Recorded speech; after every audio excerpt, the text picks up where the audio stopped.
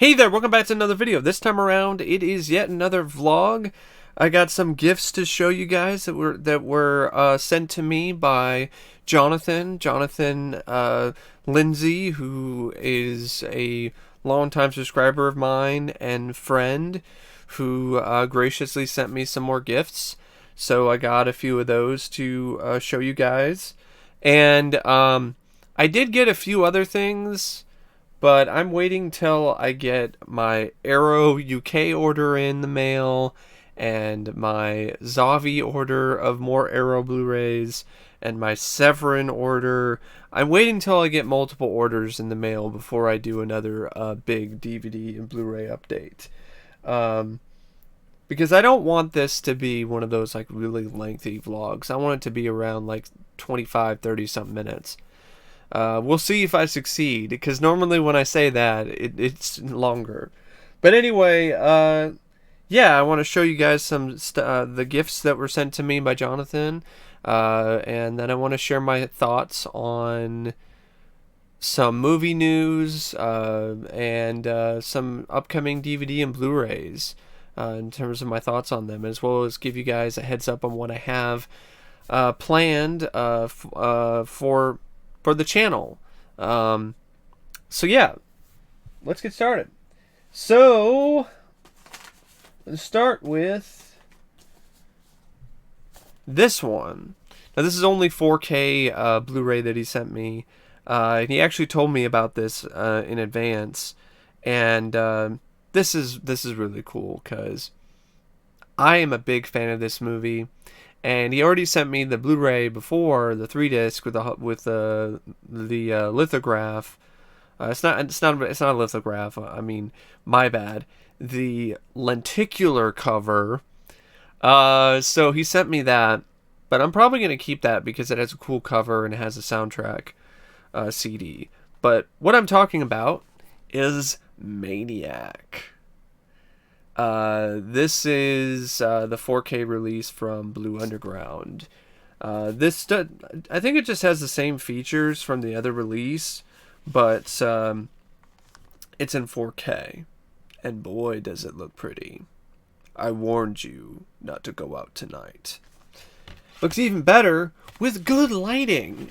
You're probably noticing this, right? I mean, I hope so. That the lighting is better. Like, I finally figured it out, and it's been how long? I apologize. But anyway, yeah, so Maniac.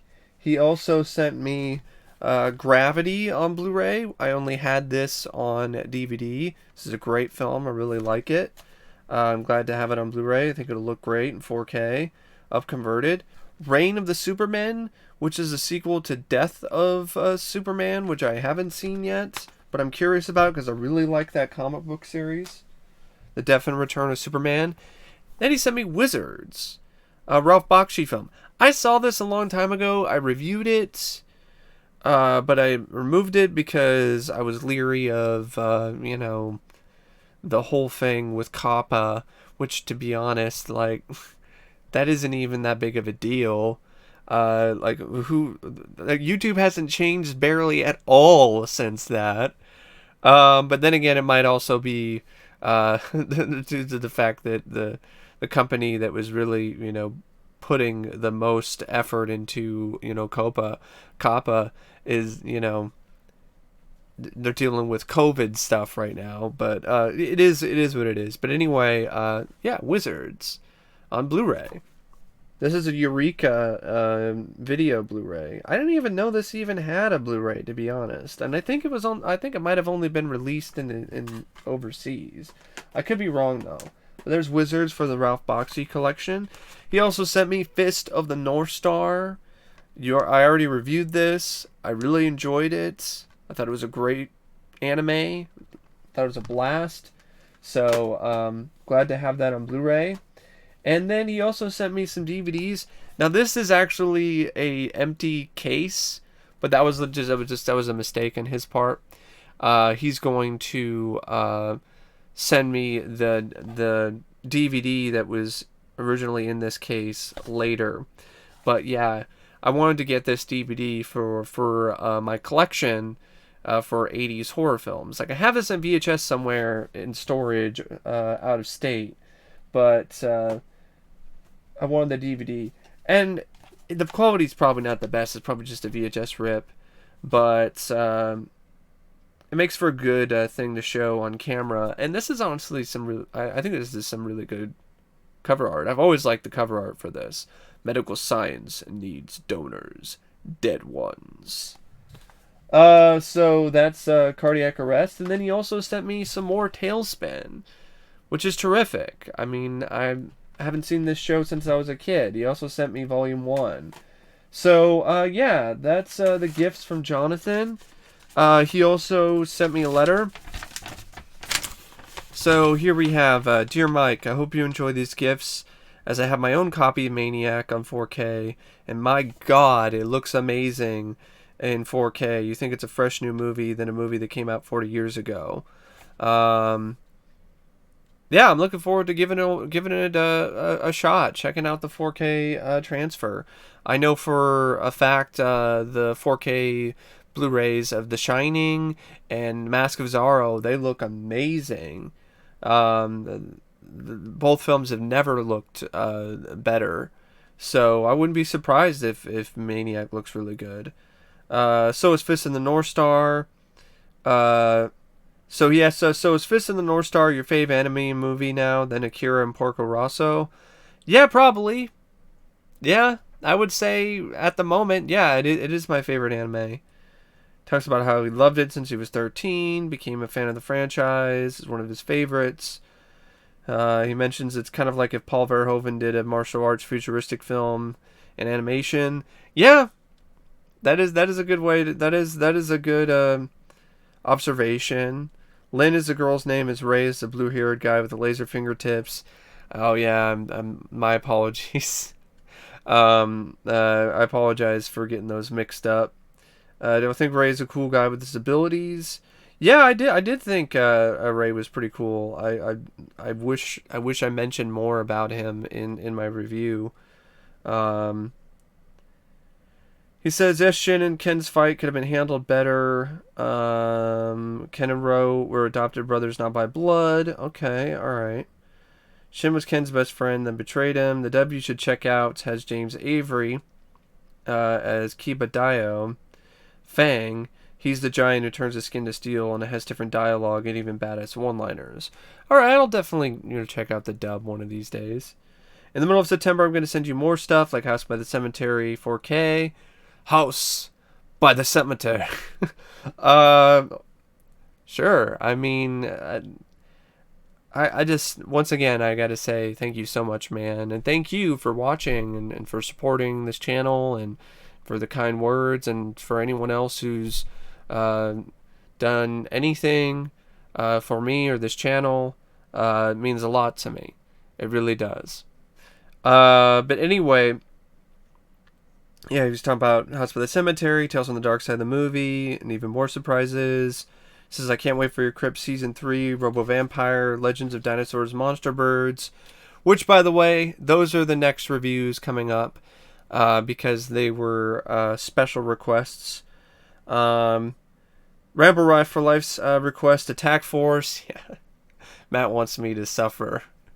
But, hey, I mean, what are friends for, right? No, in all honesty, it goes way back to a little sort of podcast Matt and I think I think Efrey might have been a part of it too. And we were talking about like bad movies, and Matt was talking about Attack Force, and he told me the ending, and I'd cracked up, and I think he just wants me to experience the awfulness for myself, and I'm all for it. It's definitely on the list, Matt. I'm gonna get to it, trust me. Invisible Man 2020, The Hunt, Black Book. Yep. Black Book. That's a review that's going to be coming up fairly soon as well. But if I can speak, forgive me, I might be a little bit wonky or slow, that's because I'm just getting off like 5 days straight of work. So forgive me. I'm going to try to do this video the best justice I possibly can. But this is why some things are a little bit kind of bumpy. But anyway, yeah, after Black Book, actually, once again, brain's a little slow, I apologize. Before Black Book, I'm going to be tackling the Fright Night franchise. So I'm going to be reviewing the first film, the second movie, the remake, the sequel slash kind of reboot, A New Blood, and then I'm also going to be sharing my thoughts on the documentary You're So Cool, Brewster. So yeah, that's going to be a good chunk of this month is just going to be me tackling the Fright Night franchise. As well as a few other things here and there. But yeah, that's definitely one of the things that I'm going to be doing next. He also talks about have a films age poorly rant, politics and film criticism rant. Those are some many rants I have in mind for the future. And Jaws reviews. Yeah, Jaws reviews is another thing. I don't know if I'm going to be able to get to them this month, but I'm going to try. But it's something that I'm definitely going to make a concentrated effort in doing. If I'm not able to do them this month, but I'm definitely going to do them sometime next month.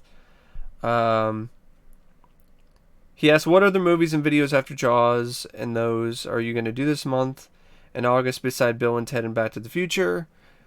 Yeah, that's a little bit of, not necessarily a spoiler, but yeah. I did have plans, and I do have plans to do Back to the Future and Bill and Ted in August. He mentioned Zorro movies.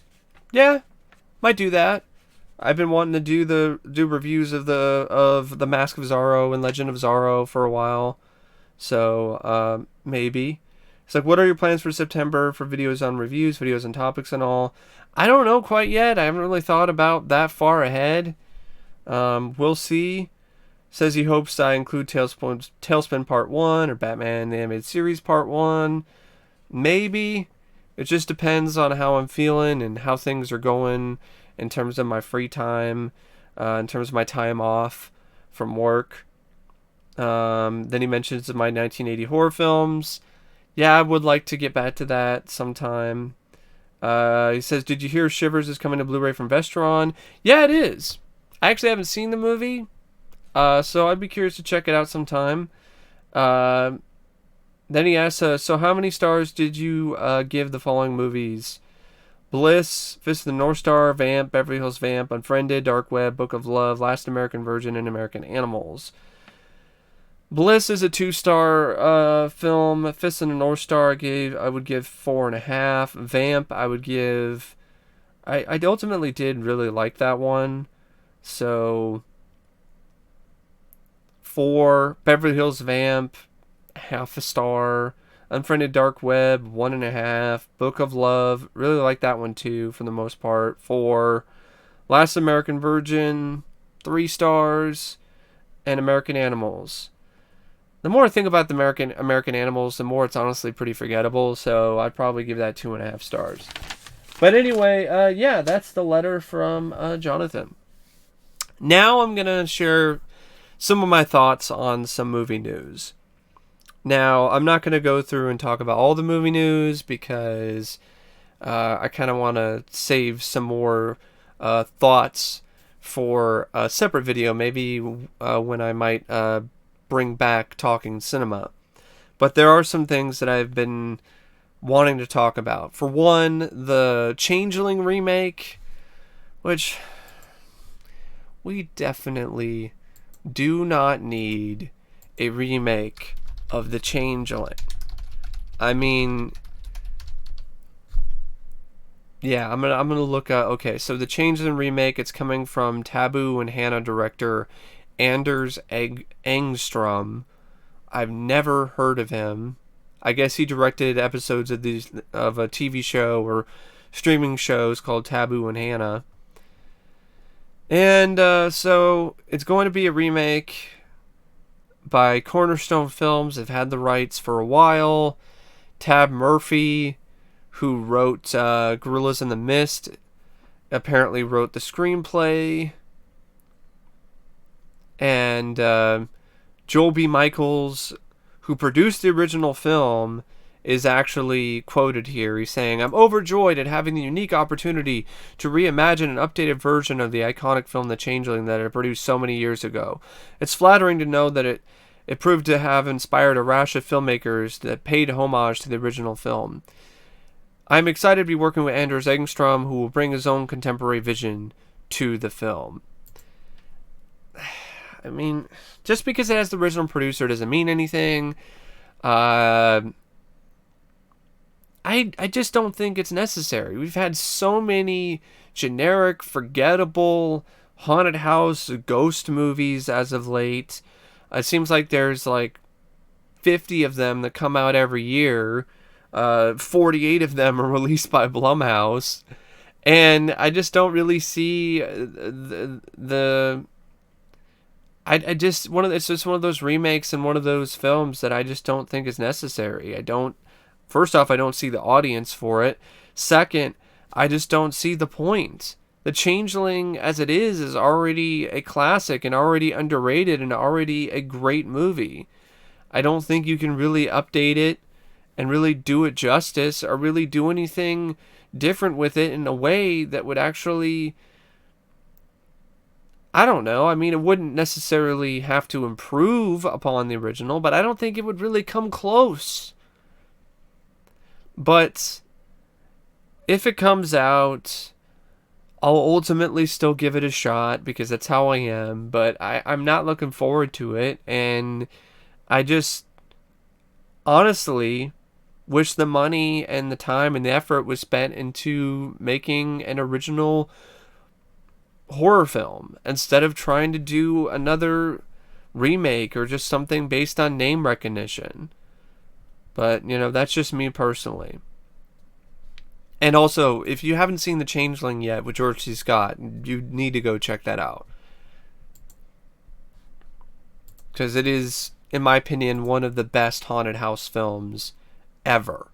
Like, it is really that good. So, yeah, I heard about that. And then I heard about another remake or reboots that I don't know 100% if it's confirmed or not because I only saw it on a Facebook post. But if this is real, this also sucks. I heard that there might be a remake of Death Becomes Her. Why? The effects are still great. They still are some of the best of its era. It won an Oscar for Best Visual Effects for a reason. The cast is perfect. You're not gonna come close. And I just don't understand why remake it. I mean, this sounds to me like the same kind of useless, pointless piece of shit remake that nobody asked for, like The Hustle, which the reason why I'm also bringing that up is because Anne Hathaway is rumored to be in the Death Becomes Her remake. Yeah, the last time she was in a remake was The Hustle, which I still haven't seen because it looked like it smelled like rancid fish and was a shitty slap in the face to boot.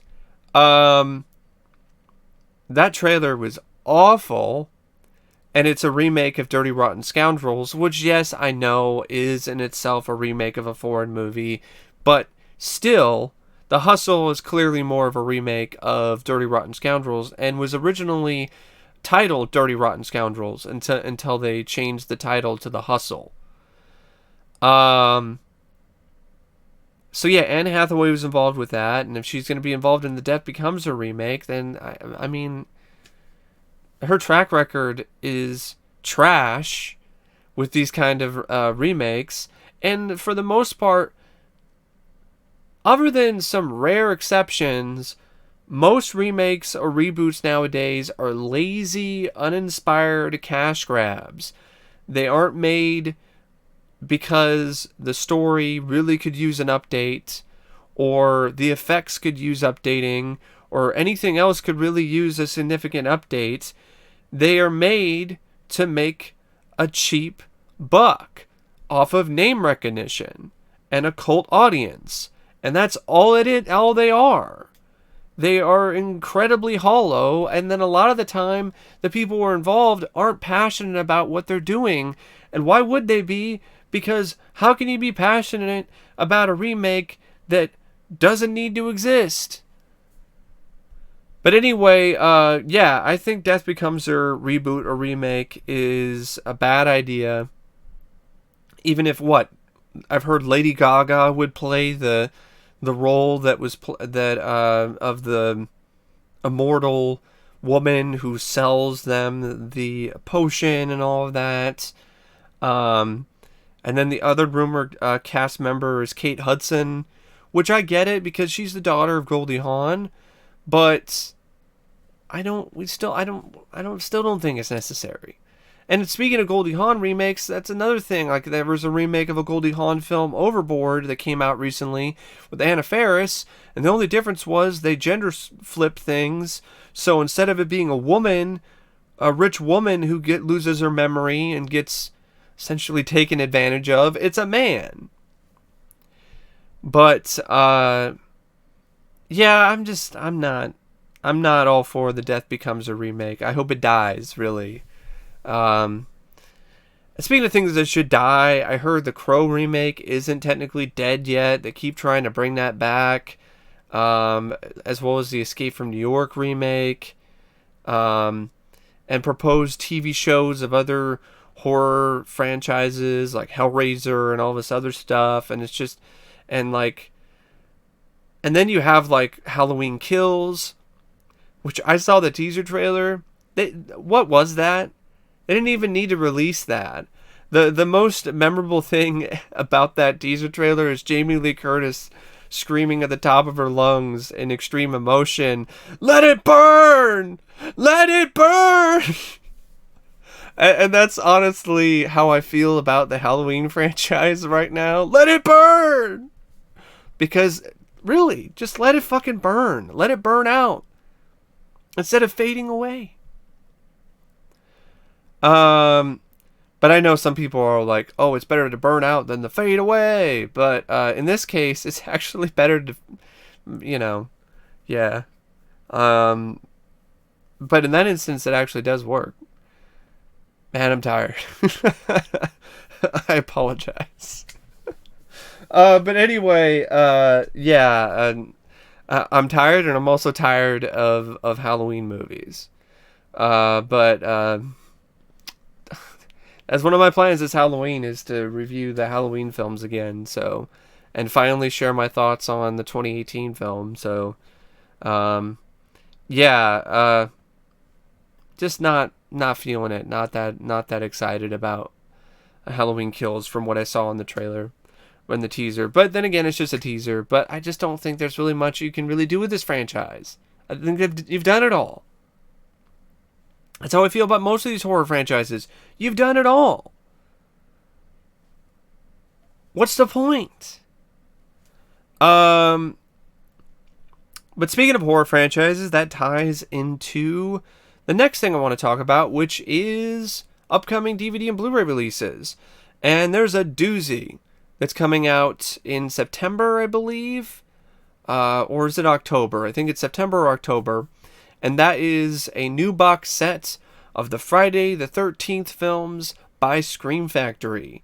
It's going to be a collector's box set. It's going to have all the Friday the 13th films. Doesn't include the fan films.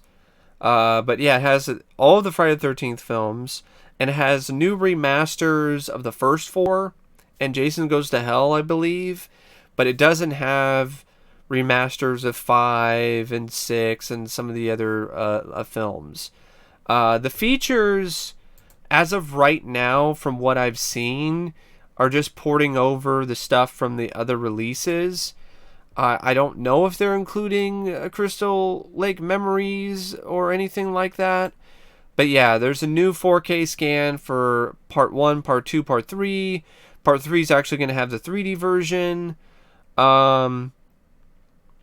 I think it might be porting over the features as well from the other Friday the 13th box set, the original DVD set, but I'm not 100% sure. But yeah, there really aren't any new scans for any of the other films, like I said, other than Jason Goes to Hell. All the other ones are just the same that were released previously. There is like there's two bonus discs which are apparently going to have more features that have yet to be announced.